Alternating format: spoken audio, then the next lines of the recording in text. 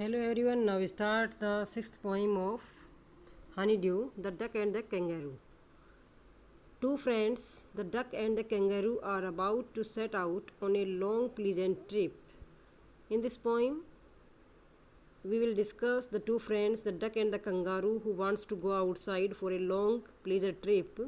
इसमें दो फ्रेंड हैं, डक और कंगारू, जो क्या एक लंबी यात्रा पर जाना चाहते हैं. The kangaroo, though happy to carry the duck all way on the tip of his tail, is very of her wet feet. यहाँ पर जो कंगारू बहुत खुश है कि वो अपने दोस्त को अपनी टेल पर बिठाकर पूरी दुनिया में घुमा के लाएगा, पूरे रास्ते उसको बैठा के रखेगा.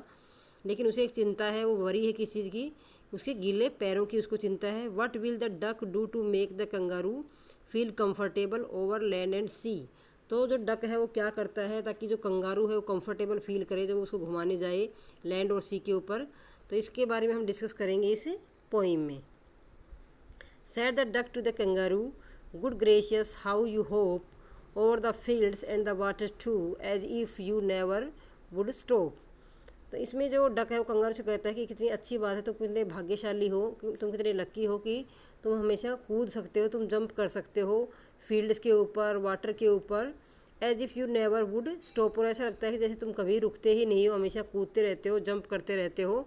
My life is a bore in this नेस्टी pond. नेस्टी means dirty.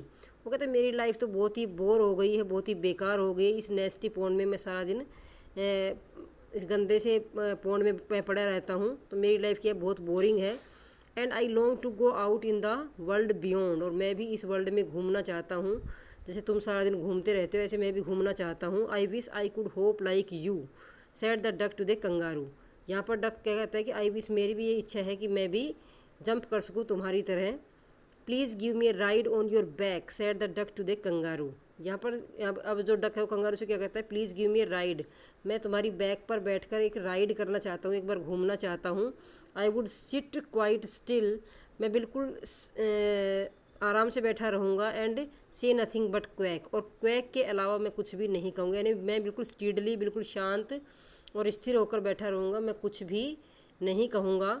The whole of the long day through and we had go to the Dee and the Jelly Bo Lee over the land and over the sea, please take me ride O do, said the duck to the kangaroo. The whole of the day, वो कहते हैं हम पूरा दिन घूमेंगे, हम D पर जाएंगे, हम जेली बोली पर जाएंगे, ये क्या है प्लेस के नाम है, हम वहाँ पर जाएंगे, हम लैंड पर घूमेंगे, समुद्र के ऊपर घूमेंगे. Please take me on a ride, तुम मुझे एक बार राइड करवा दो, अपने ऊपर बिठाकर मुझे घुमा दो. ये बात किसने कही, डक ने कंगारू से कही. Said the kangaroo to the duck, this requires a little reflection. Perhaps, वो कहता है कि ठीक है मैं तुम्हें घुमा तो दूंगा लेकिन मुझे थोड़ा इसके बारे में सोचना पड़ेगा. Perhaps on the whole it might bring me luck, और ये मेरे लिए बहुत ही सौभाग्य की बात है, बहुत ही लक की बात है कि मैं तुम्हें घुमाऊँ. And there seems but one objection, लेकिन एक ऑब्जेक्शन है, मुझे एक डाउट है. विच इज़, वो क्या है, if you let me speak so bold your feet are unpleasantly wet and cold. तो कहता है कि मुझे एक ऑब्जेक्शन है, कंगारू कहता है कि वो क्या, अगर तुम मुझे बोल्डली बोलने दो, बिना किसी डर के मुझे बोलने दो, तो वो ये है कि तुम्हारे फिट क्या है, तुम्हारे जो पैर हैं वो बहुत ही गीले हैं और ठंडे हैं. And would probably give me the rheumatiz, said the kangaroo.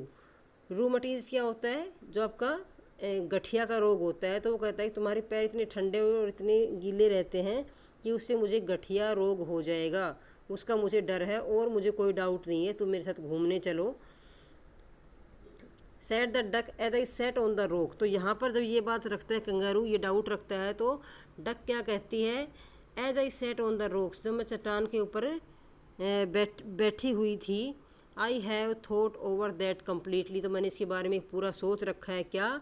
And I boat 4 pairs of rusted socks which fit my web fit neatly. तो मैंने क्या, 4 जो जोड़ी हैं ऊनी, रस्टेड मीन्स जो वूलन की सॉक्स है वो मैंने परचेज़ की, वो मैंने ख़रीद ली हैं, जो मेरे वेब फिट, जो मेरे पंजे हैं उनमें बिल्कुल फिट आएंगी. And to keep out the cold I have bought a cloak, और ठंड से बचने के लिए क्लोक मीन्स एक लबादा, एक बड़ा हा चोगा जो है वो मैंने वो भी ख़रीद लिया है. And every day A cigar I will smoke, और प्रतिदिन क्या है, मैं सिगार भी हम पियेंगे. तो इस तरह से तुम्हें भी ठंड नहीं लगेगी और मुझे भी ठंड नहीं लगेगी.